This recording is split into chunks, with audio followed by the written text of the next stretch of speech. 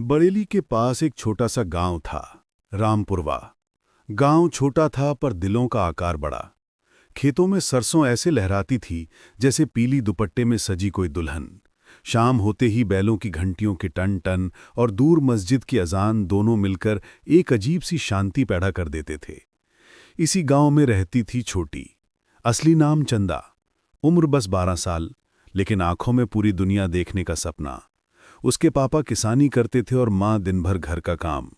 छोटी स्कूल जाती थी, पर स्कूल जाने का सफ़र आसान नहीं था। गांव की टूटी सड़क, बरसात का कीचड़ और कभी-कभी तो खेतों के बीच से नाला पार करना पड़ता था। लेकिन छोटी कभी हार नहीं मानती। हर सुबह दप दप करती धूप में वो अपनी पुरानी सी किताबें संभाल कर निकल जाती। लोग हंसते, इस लड़की को देखो, इतना पढ़कर क्या करेगी। छोटी बस मुस्कुराती। उसे पता था कि सपने देखने पर किसी का हक नहीं। एक दिन की बात है, छोटी के पापा बीमार पड़ गए। घर की हालत और बिगड़ने लगी।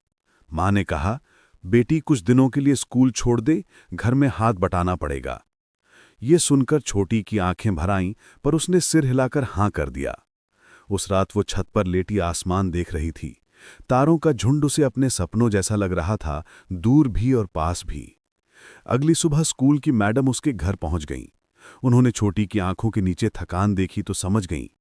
मैडम बोली, चंदा, तुम्हारी पढ़ाई नहीं रुकेगी।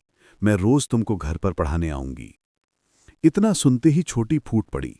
पहली बार उसे महसूस हुआ कि दुनिया में ऐसे लोग भी होते हैं जो बिना किसी स्वार्थ के साथ खड़े होते हैं। कुछ महीने बाद पापा ठीक हो गए। छोटी फिर से स्कूल जाने लगी। परीक्षा आई और जाते जाते निकल भी गई।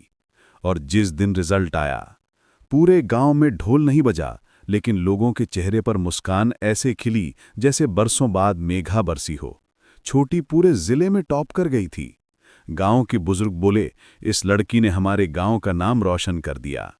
छोटी ने बस इतना कहा, मैं कुछ नहीं हूं, ये मेरी माँ, मेरे पापा और मेरी मैडम की जीत है। साल बीतते गए। छोटी बड़ी होकर डॉक्टर बन गई और शहर में खूब मौके मिलने के बावजूद वो वापस अपने गांव ही लौटी।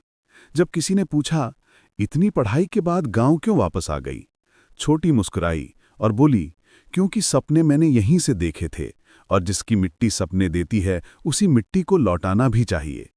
फिर उसने गांव में एक छोटा सा क्लिनिक खोल दिया, मिट्टी का अस्पताल, जहां पैसे से ज्यादा दिल देखा जाता